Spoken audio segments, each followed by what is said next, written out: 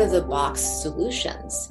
So this is a really great way to just calm ourselves and go into that, okay, I'm allowing the solution to come to me, as opposed to trying to think my way, logic my way through all of this. And typically, it's a faster way to find solution, and usually it's a better solution that we ever imagined, right? So this is where a little bit of magic comes in with breath work too.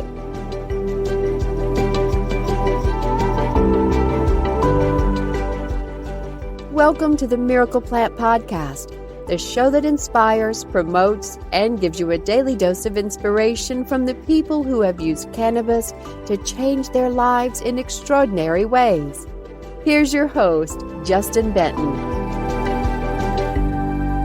Welcome back, everybody, to day number 2 of Take Control of Your Health Summit. Mika, Great. welcome. How are you? I'm good. Nice to see you, Justin. Ew. Haven't seen you in a few weeks up here. So we're on the mindfulness pillar of health for the control of your health. And, you obviously, when we first started putting this together, you were one of the first people that I thought of, because I know you obviously know my wife, Molly, who spoke earlier. And you were doing some breath work, classes and things of that nature. And Molly was saying how wonderful it was and helping with stress. And I have done some Wim Hof myself and really enjoyed it. And it was really new. And I know that you've, really do it a lot now, and you offer classes and just super excited to have you here and share with us, what you do and how it works and how it helps with stress. So maybe give the audience a little background of how you got into this breath work and what you've seen it do for people. Okay, great. Yeah. So hi, everyone. My name is Mika-Shoemaker, and it's so nice to see you here. So how did I get into it? My history, my background, I have been meditating since I was 7 years old. And, I was introduced to transcendental meditation through my father.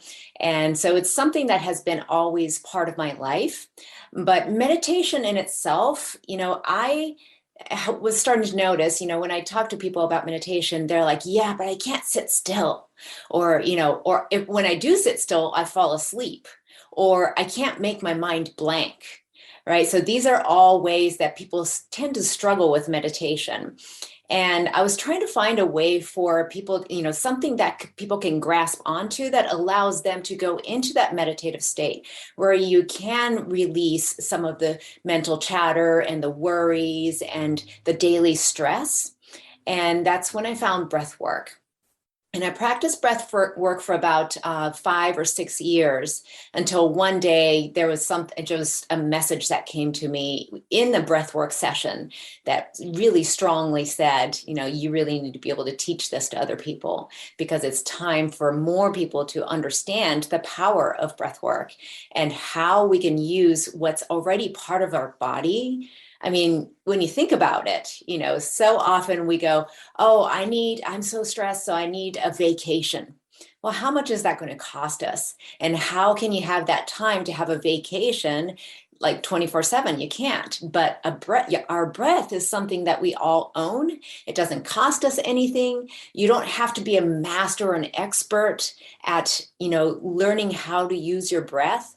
All you need is just to remember and start doing these different types of breath work in order to change your state of being. And, that's one of the things that's most exciting for me is you can do this anywhere, anytime. It's something that we own. It's something that we actually do. As long as we're alive, we're doing it all the time, right? So, today I'll show you some of the different breathwork techniques that you can practice, 5 minutes a day, 10 minutes a day, something like that. And you can do it either in privacy in your own room, or one of them I'm going to show you can do just waiting in line at a grocery store or something, because I feel that it's really important that when we have that time in our day that we are paused, we get to pause in our daily life, then why not use that as a part for, time for opportunity for meditation, a mini meditation, instead of just picking up the phone and checking our messages. That's where our mind tends to go, because I think this society, we've gotten so used to just going for the distraction, going for, checking off the to-do list, going for all of these different things that we think we need to take care of.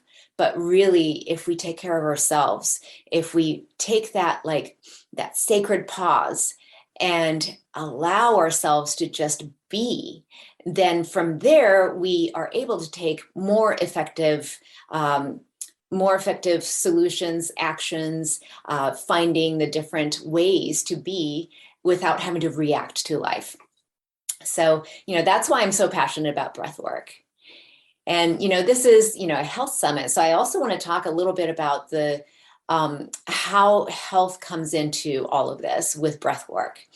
So, there's this nervous system, right, that regulates our body. There's what's called a sympathetic nervous system and a parasympathetic nervous system. And the sympathetic nervous system is our fight or flight. It's typically activated by an input that shows us that we're in danger. So imagine if you were driving along and a car cuts you off in traffic, and all of a sudden you tense up and you're hyper alert and your heart starts to beat faster. Like, this is the sympathetic nervous system just being activated immediately.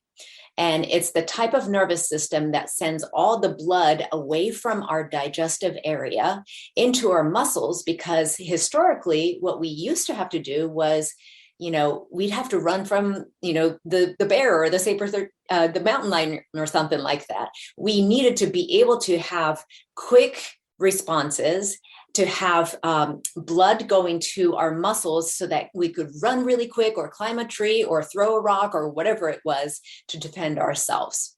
So that is a nervous system that is very useful in emergency situations.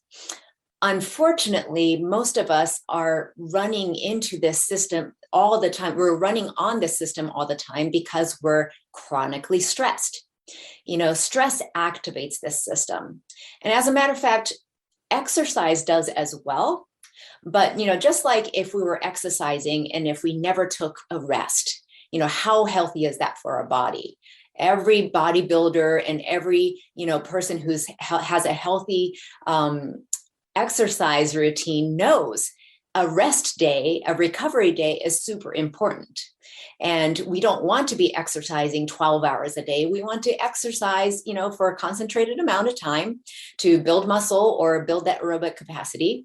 And then you want to have like a regular routine where you're just doing some mild exercise. You're standing or walking, and then you're going to sleep. So everybody knows that you don't want to be in that fight or flight nervous system all the time.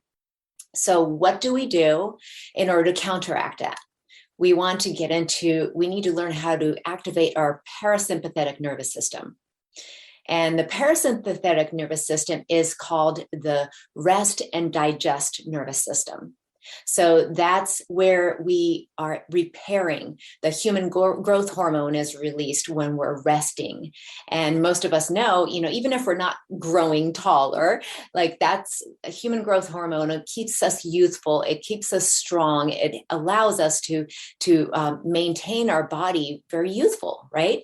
It also, the parasympathetic, it's such a tongue twister. The parasympathetic nervous system is really great. It activates digestion and assimilation, detoxing. It gives us better sleep. It allows us to relax and be in a peaceful, calm state.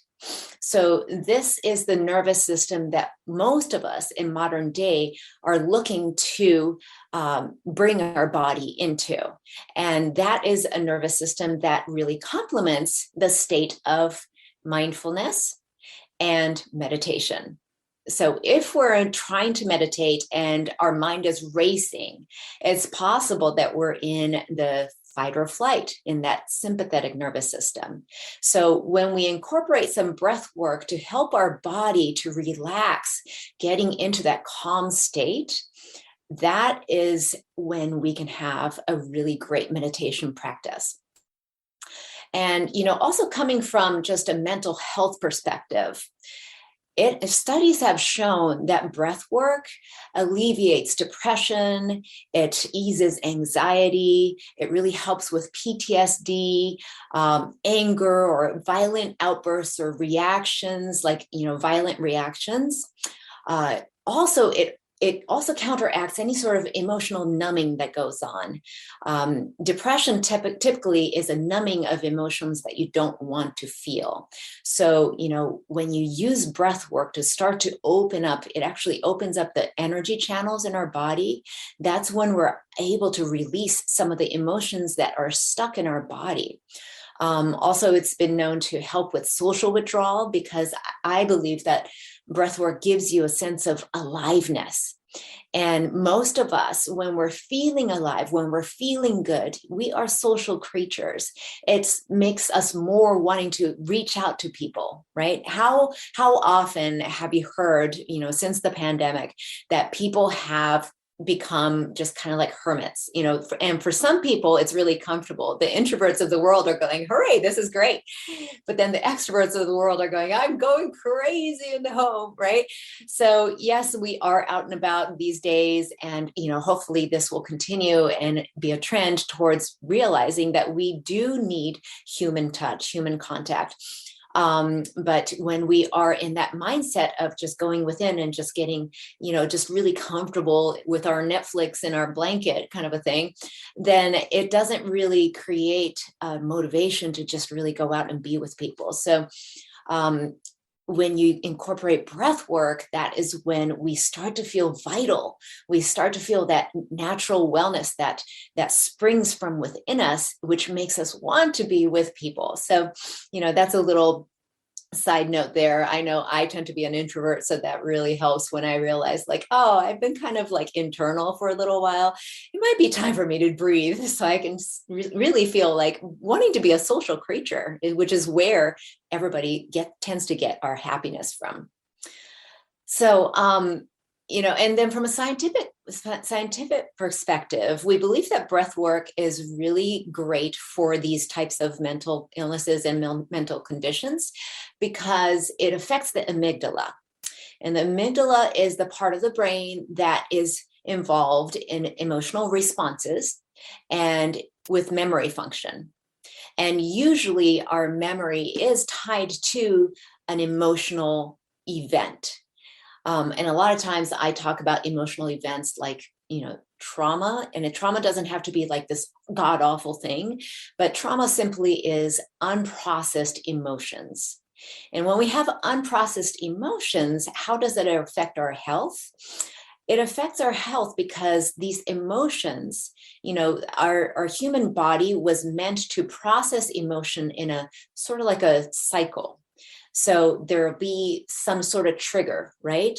And so let's just take that, somebody cuts us off in traffic, right? So there's that trigger.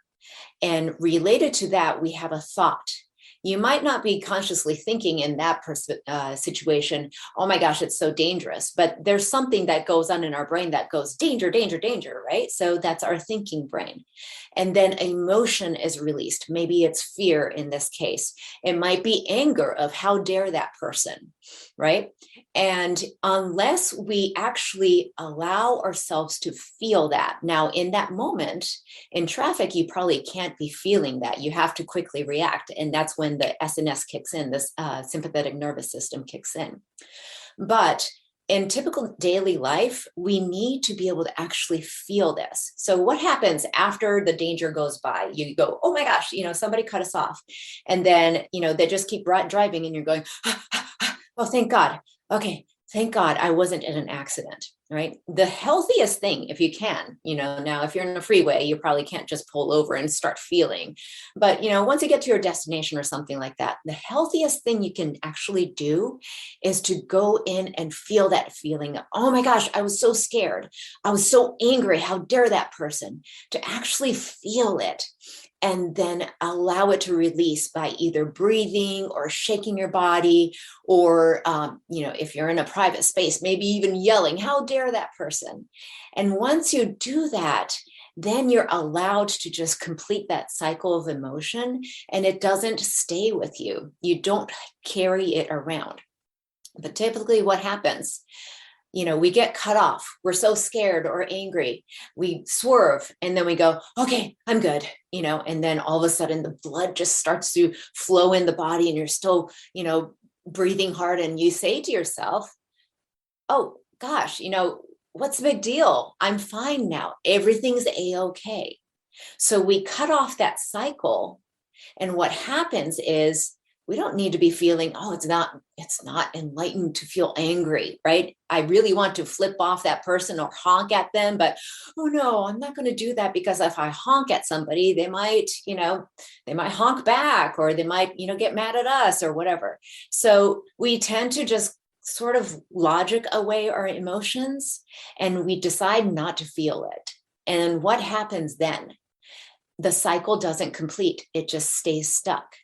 And our body tends to hold on to that feeling and emotion because we're going, either pushing it away, going, I'm fine now. No, I don't feel anything.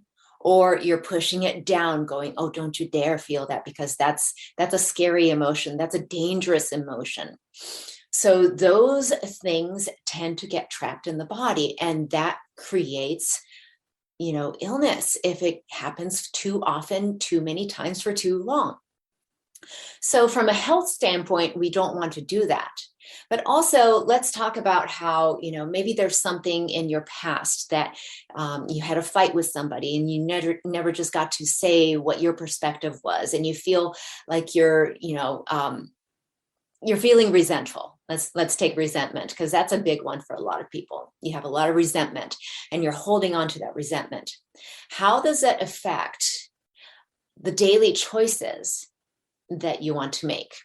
Since we're focused on health here, let's take an example of, okay, I want to be healthy, and from now on, I'm going to eat only healthy foods. I'm going to swear off sugar, right?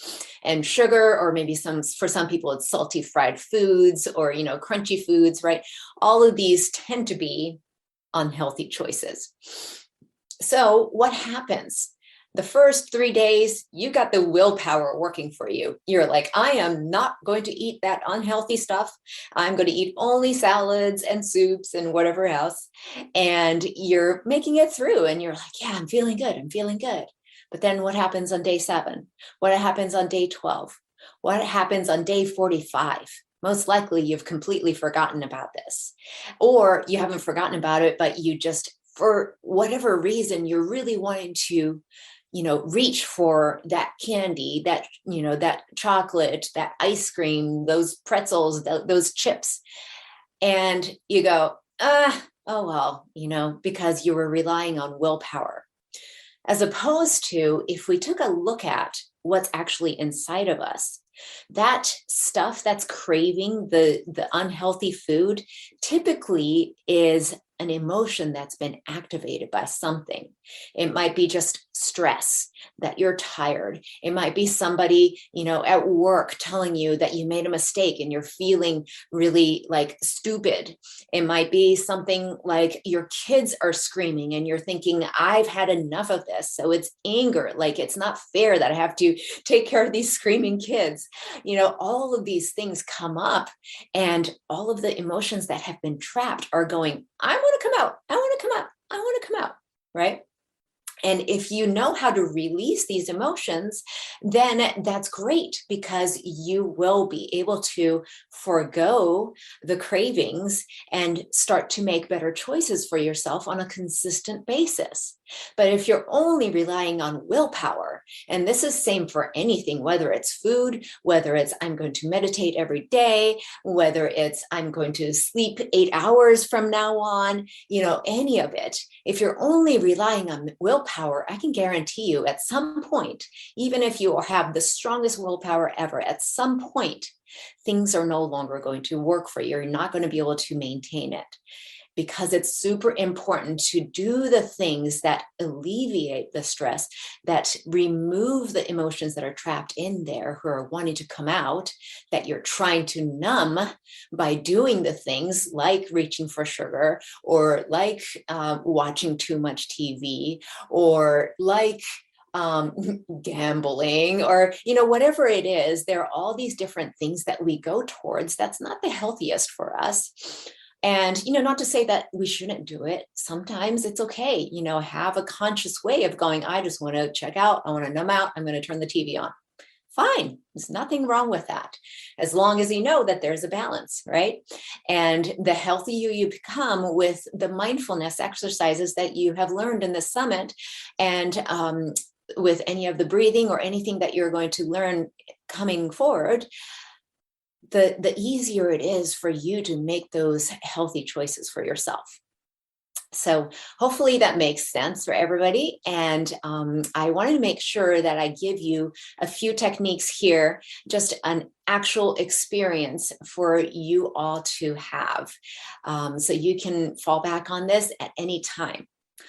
So let's see, does anybody here have any trouble falling asleep or staying asleep? This is a big one in our society. There's so much that happens.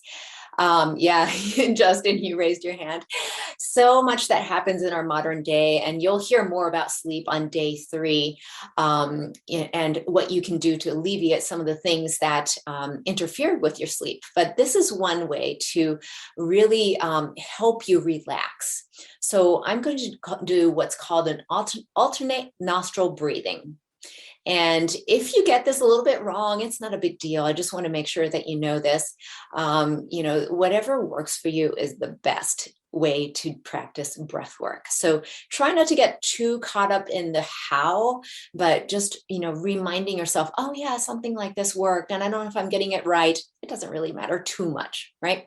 Okay, but I will show you the correct way. This is the way that I've been taught from a yogic teacher. The alternate nostril breathing is you take if you're right-handed, let's use your right hand. So the index finger and the middle finger, put it together and put it on your forehead, right between your eyebrows. And then with your thumb, you're going to plug your right nostril. And so your left nostril is unplugged, your right nostril is plugged. So what you're going to do is you're going to inhale from your left nostril. So you plug your right nostril and inhale. And then you're going to hold it by plugging both nostrils with both of your fingers. And then you release the right thumb and exhale out of your right nostril. And then you're going to inhale from the right nostril, hold, both sides plugged, and exhale out of the left nostril. So you're alternating your breathing.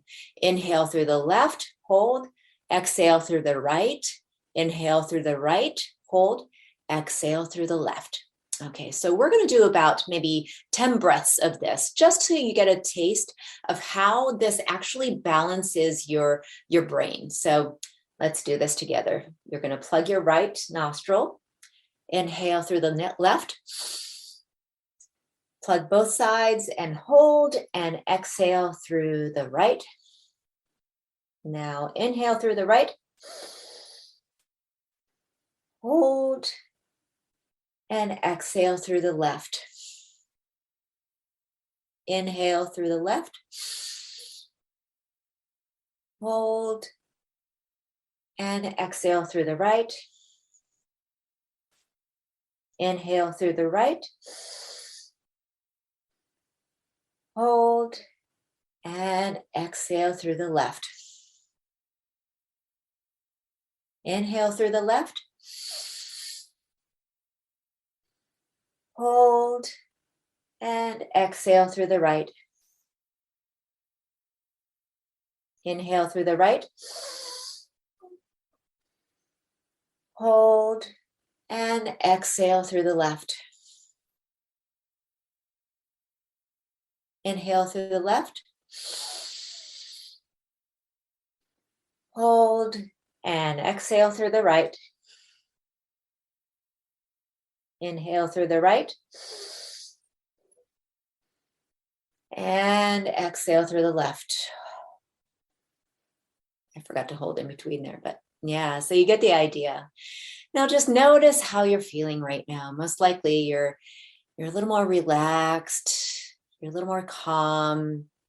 Maybe you have a clearer mind. This one in particular is designed to balance your left and right brain. So if you notice yourself, you're lying down in bed, you're trying to go to sleep, and you've got a whole bunch of stuff in your head. You're going, oh, I need to do this tomorrow. Oh, I forgot to do that.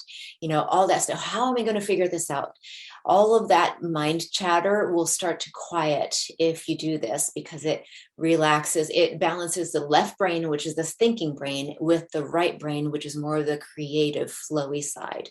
So it's really good for if you tend to be an artist or you want to start to create something. We just did the painting earlier. So, if you want to do a painting and you're feeling really stressed, maybe start with this and go into the painting, because it's going to be really easy to slip into that right brain as well. Or if you tend to be somebody that's all the way out in that dreamland and you go, oh, I really need to just answer this email, do a spreadsheet or something like that, you might want to do that as well to really balance the left and the right.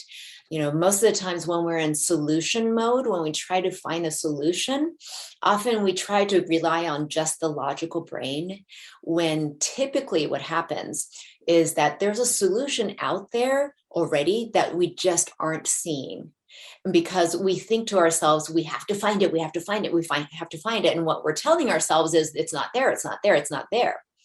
But when we do this alternate nostril breathing, it takes us out of the logical thinking for a little bit to balance that part of us that can see out of the box solutions. So this is a really great way to just calm ourselves and go into that, okay, I'm allowing the solution to come to me, as opposed to trying to think my way, logic my way through all of this. And typically it's a faster way to find solution. And usually it's a better solution that we ever imagined, right? So this is where a little bit of magic comes in with breath work too. So I just wanted to, just give you that side note there as well. Hi, everyone. I hope you're enjoying this episode of the Miracle Plant Podcast. I want to let you know, if you're a chiropractor and you want a free case of specially designed holistic CBDA products, just head over to www.chiroplant.com. That's CHIROPLANT.com for your free case of holistic CBDA products. Okay, so I'm going to give you 2 more breathing exercises. The next one is called the square breathing. And I remember I promised you, I'm going to give you a breath exercise that you can do while you're in the grocery store, right? Because, you can do the alternate nostril breathing if you're a super, I don't care what people think of me mode. But some of us kind of don't want to be standing in line there going, right? So square breathing is something that is super easy to remember. All you have to just visualize is a square in your mind. Everybody can do that, right? And we're going to breathe according to this square. So I'll give you the visualization on how this works. But before I do that, I wanted to tell you, what this breathing is really good for. Square breathing has been used by the Marines, by the Navy SEALs, when they're about to go into a really stressful situation. They have trained themselves through square breathing to calm their nervous system so that they can make the most effective choices and decisions, split-second decisions, right? That's a really important skill for clearly for the Navy SEALs, but also for most of us. And so this is going to help you calm your state, but also give you a very clear thinking brain. So, so this is how it works. So like I said, visualize a square. And so we're going to inhale 4 counts, and you can do it through your nose. That's the best way to inhale when you're trying to calm down. In my breathwork circles, I tend to do mouth breathing, and that's used for a slightly different purpose. And so there are different ways to breathe. And so when you inhale through your nose and exhale through your nose, that is the most calming way it activates the most calm, the parasympathetic nervous system. So you're going to inhale 4 counts, and you're going to visualize going up 4 counts on one side of the square. You're going to hold it for 4 counts. That's the horizontal line of the square. And then you're going to exhale 4 counts going down the line of the square, and then hold, coming back to where we started from. So that's how we go. So inhale, count 4, hold for 4, exhale, count 4, and hold for 4. So you can see how this creates a square. And this is how it's going to be really easy for you to remember. All you have to think of square and 4 counts. And so we'll try this for maybe 4 or 5 breaths together. Ready? Okay, so we're going to inhale through the nose, 2, 3, 4. Hold, 2, 3, 4. Exhale, 2, 3, 4. Hold, 2, 3, 4. Inhale, 2, 3, 4. Hold, 2, 3, 4. Exhale, 2, 3, 4.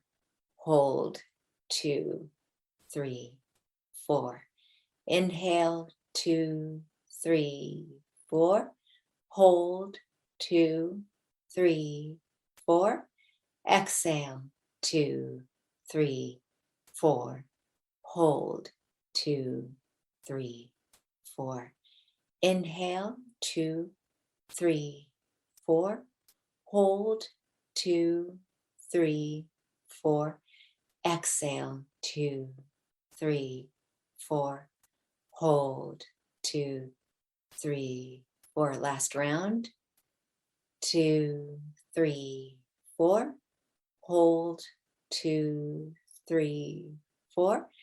Exhale, 2, 3, 4. Hold, 2, 3, 4. Good. So yeah, like I said, this is something you could do anywhere. It will increase the mindfulness. It'll give you just a pause in a day. You can do this while you're like washing the dishes or folding the laundry or cooking dinner, when you're driving, even if you're listening to music or doing something else, even, once you start to do it, it becomes sort of a habit, and it's a really great way to stay calm and grounded. Okay, so the 2 exercises, the alternate nostril breathing and the square breathing we talked about, it really activates the parasympathetic nervous system. It's a stress reliever. So now I also want to talk about something that activates just that alertness. Now, I'm not going to put you into fight or flight, but I am going to give you something that sort of like wakes you up, an alternate to that morning cup of coffee, right? If somebody's saying, I'm not going to do coffee anymore, well, you might want to have something else that replaces it, as opposed to just going cold turkey and not having something to replace it. So, whether it goes to decaf or a mushroom tea or whatever, or you do this in addition or instead of coffee, this will be a really great way for you to, if you're feeling sluggish, if you're feeling that, 2 o'clock blah, or if you're getting up and you're going, oh my gosh, another day, it takes me forever to wake up. This is a really great way to energize and get clear-minded. If you want to switch from one task to another, if you just did something that was really overwhelming, but you need to go in to use your brain power for something else at work, this is also a really great way to energize and make that just sort of like a shift in your body. So this one is called the Ego Eradicator. So it also has sort of a spiritual benefit as well. When we're coming from ego, that's not really the best place to be. We want to soothe our ego. It's called Ego Eradicator. I'm not much of an eradicator of an ego. I'm more of a like, okay, come here, ego. Yeah, it's okay. You're safe. You don't need to speak, right? You're just going to put it in a safe corner. But basically the idea is we don't want to operate from ego. And so the Kundalini yoga tradition calls this the Ego Eradicator, because it really allows us to get in touch with that, whether you call, the higher source, whether you call it divine or God or nature or life or, whatever it is, your higher self, your soul, whatever it is, we want to get in touch with that. So this is a really, really great way to do all and any of it, for whether you're a spiritual type of person or you're just wanting to kick some habits, whether you just want a way to energize yourself. So the Ego Eradicator, you're going to use a specific hand gesture.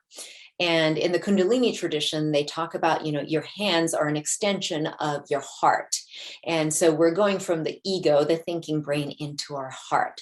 And we're going to use our hands in a way of, it's sort of like thumbs up, but instead of just curling your fingers in like this, we're actually going to just curl the fingers, not into the palm, but let the fingertips meet the top of your palm, where your fingers, the base of your fingers. So it's a slightly different gesture than just doing this. It really puts some strength in your hands and puts some awareness there. And you're going to take your thumb as far away from the rest of your fingers as possible, as you can. You don't need to strain yourself.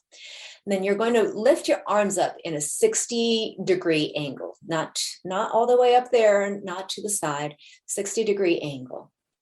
And what you're going to do with your breath is this. You will be exhaling through your nose, and you're going to pump your breath out with your stomach. So your stomach will look like it's going in and out, like really pumping it. And the metaphor I like to use is pretend that there is a candle 6 feet away from you, and you're going to try to blow that out in one blow through your nostrils. So you can see how hard you have to exhale in order to do that. You're not going to exhale from your mouth, it's through your nose. And the inhale part comes just naturally. You're not going to try to exhale, inhale, exhale, inhale. You're just going to focus on just the inhale. I'm trying to blow that out. Right? So you can do this as slow or as fast as you like. Initially, you might want to do it slower. And if you start to get a little bit lightheaded, that's pretty natural. So I want you to be seated, whether it's crisscross, easy pose, or sitting with your knees bent on your legs, or sitting in a chair, whatever it is, I want you to be sitting because of that lightheadedness. Now, if you get really lightheaded, I don't want you to continue to do this really powerful, strong breathing. Just do calmer breaths. But as long as you're not lightheaded or you're not feeling woozy or anything like that, then try to push yourself a little bit. This is where we're going to activate the sympathetic nervous system just enough. Just give it just enough of a stressor so that when we're done breathing, the parasympathetic nervous system, it automatically comes right in. So, it's sort of like a trick, just like if you were to exercise, let's say you don't exercise and then you try to sleep and you're like, I'm feeling restless and you can't sleep very well. But one day you go exercise and then that day you get really good sleep, right? So it's a similar thing. You activate the sympathetic just enough for a short period of time so that the parasympathetic can come into play. And this is going to help clear your mind in an energized way. It's going to give you an uppity energy, right? Okay. So like I said, the fingers like this, and we're going to put our arms up to 60-degree, and I'm going to only ask you to do this for about 30 seconds because it is pretty intense. You can close your eyes so you can focus on the breath. That helps me a lot when I just close my eyes, and then we're going to do this. Ready? And inhale through the nose, and then you're going to blow out with pumping your belly button towards your spine.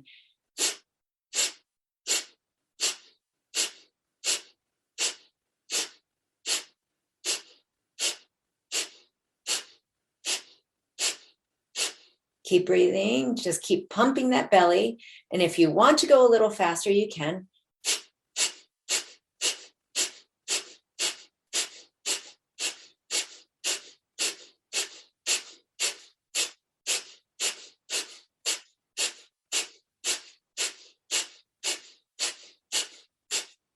And it's really, if it gets to be a little too hard, you can start to slow down again.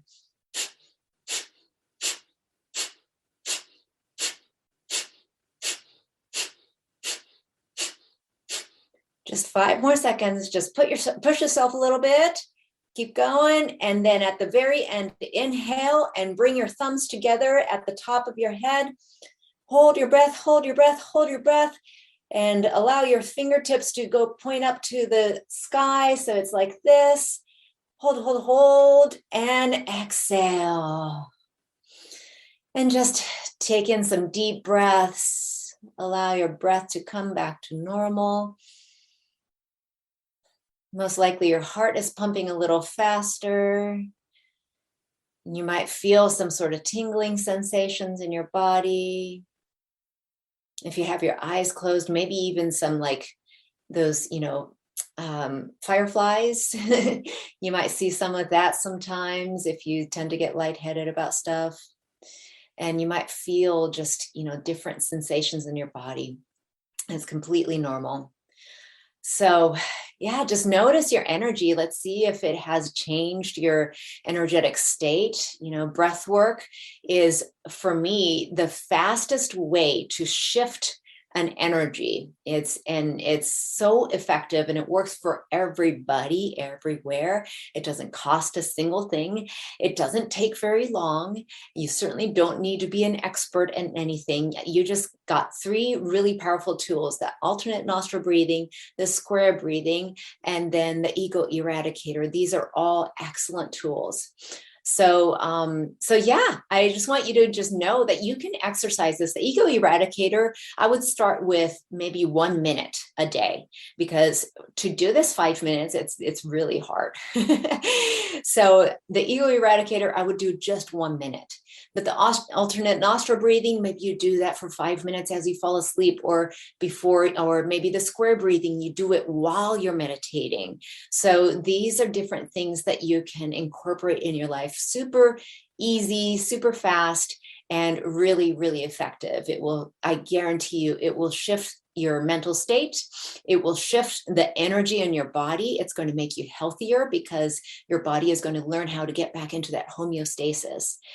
And then one of the other things I wanted to talk about is that if you are in the Conejo Valley, Ventura, the Valley in LA, that area, I do classes from time to time. I'm hosting one on Saturday, but I want you to go ahead and, do the summit as well.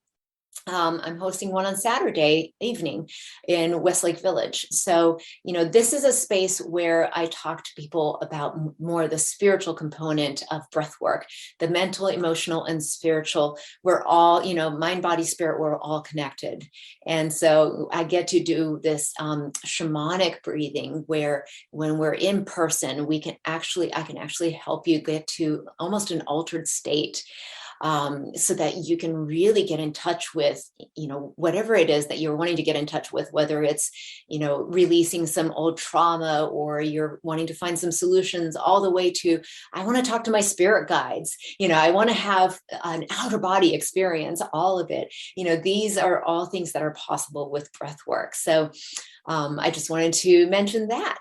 So that concludes our little breathwork portion of the summit. Justin, did you have anything else that you wanted to let me know, or? Yeah, just you got to let me reclaim my. Oh, okay, great. You're the.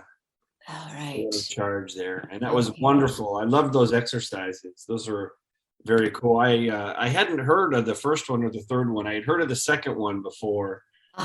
Yeah. Tony Robbins, I think he does a similar breathing, but and that was a great one with the square breathing. So that was really cool. Yeah. Really enjoyed that. Great. I loved your topics of, really giving the, parasympathetic nervous system and understanding all of that. The other thing that I wanted to talk about too was that if anybody wants to get in touch with Mika, and I know you have like a cheat sheet, so I threw that link down there. Mm-hmm. Yeah. It's basically it's just your name, mika-shoemaker.com, and that's / opt-in if you're listening to this. And so go check that out, and you get some pointers and some tips and a little cheat sheet for you. And you can get in contact with Mika and get into her world, and hopefully meet in person in sunny Southern California. Do you do any virtual events right now, or is that something on your horizon? I have done virtual events. I'm a big fan of the in-person, but it's, I do private clients virtually. I haven't done a group virtual in a while since things opened up, and I'm like, yes, in person. Yeah. Absolutely. Well, and I know that we're going to break to lunch here in about, in a couple of minutes now. And I know that you're also just, an amazing dietitian, if you will, in the sense that I know that you're vegan and plant-based, and make good choices about the foods that we eat. And if you would maybe share some of your knowledge or a favorite recipe. And I know most people know that the food that we eat in general here as an American diet isn't necessarily good for us, but maybe share a little bit of your journey of how you became. Are you vegan, right? Is it vegan? I'm vegan-ish. Vegan-ish. Yeah. So plant-based and all those kinds of things. But what about your journey to become that, and how did that help or improve your health, did you see, as we're breaking to lunch, to give people some good thoughts for the things that we, it's kind of like whatever you put in your body, it's either going to help or hurt. And maybe share a little bit of that before we go to lunch. Yeah, absolutely. I say vegan-ish because I do believe in moderation and listening to my body. So, so far I have not been called to eat animals for the most part, but once in a while I might do bone broth, so that's where I go. But for the most part, I would say 95% I am vegan. And what I have found is that, I came from more of a spiritual perspective, and my health really resonated with that spiritual perspective. And one of the things that I heard people say is that when you're eating meat, you're ingesting fear hormones. And that actually made sense to me, because typically, unless, the animal was slaughtered in a very compassionate way. And, back in the days when we used to, pray to the animal before we hunted it, and the animal was actually appearing for us to eat it, that was one thing. But in the modern farming, the slaughterhouses, they flood the animal with all these stress hormones, basically. It's a really scary situation for them.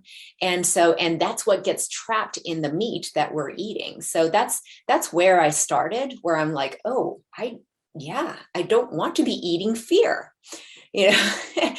and because I do believe that every health is, it starts with that energy and vibration, and our cells are ingesting and communicating with all the other cells that are coming into our body, whether it's plant cells or animal cells. So, and, the whole vegan thing is, we also don't like to talk about, we don't like to ingest dairy.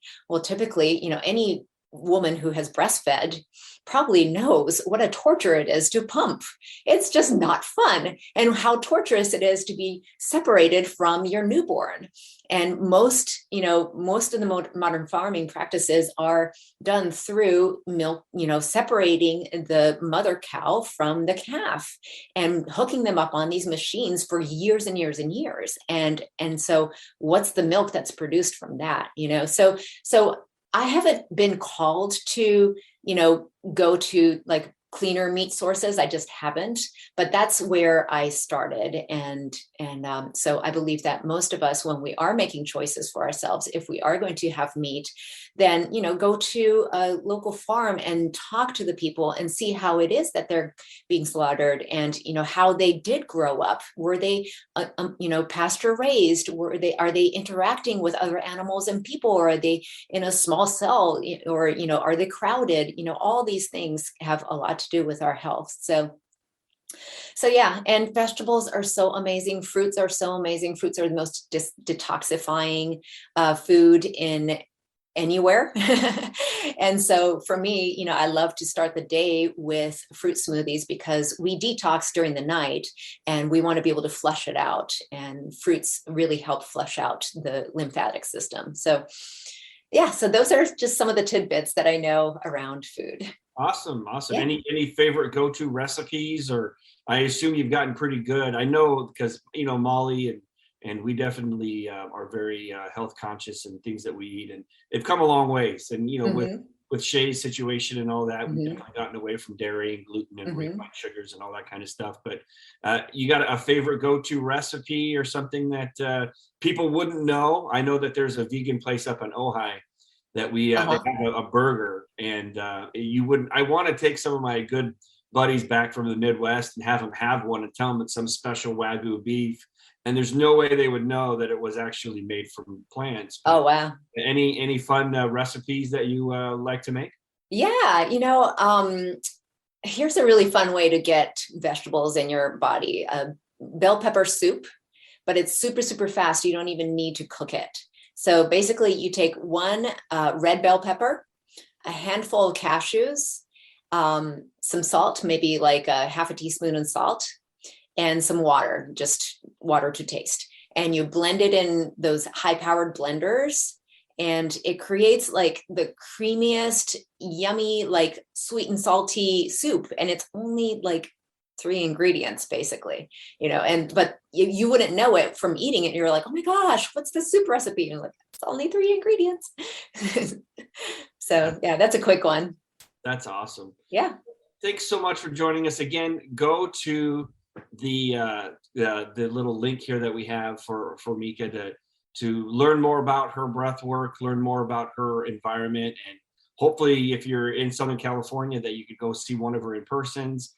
Obviously she does some virtual one-on-ones and maybe some group virtuals to come, but yeah, that was awesome, Mika. I really appreciate you coming on and sharing all of your expertise with health in general, and breath work and mindfulness is what we're all about right now in this pillar of health. And I know I learned a bunch, and I'm sure everyone else did too. And for those of you that are catching it live, that's awesome, and that's great. But we'll definitely be getting this out for other people to experience and incorporate into their lives. And yeah, we're super excited to have you, and I'm sure we'll see you real soon. And have a great rest of your day. Great. And yeah, enjoy some of that sunshine. We got ourselves some nice weather yet again out here in California. Yes, indeed. Thank you so much, Justin. It was such a pleasure. Bye, everyone.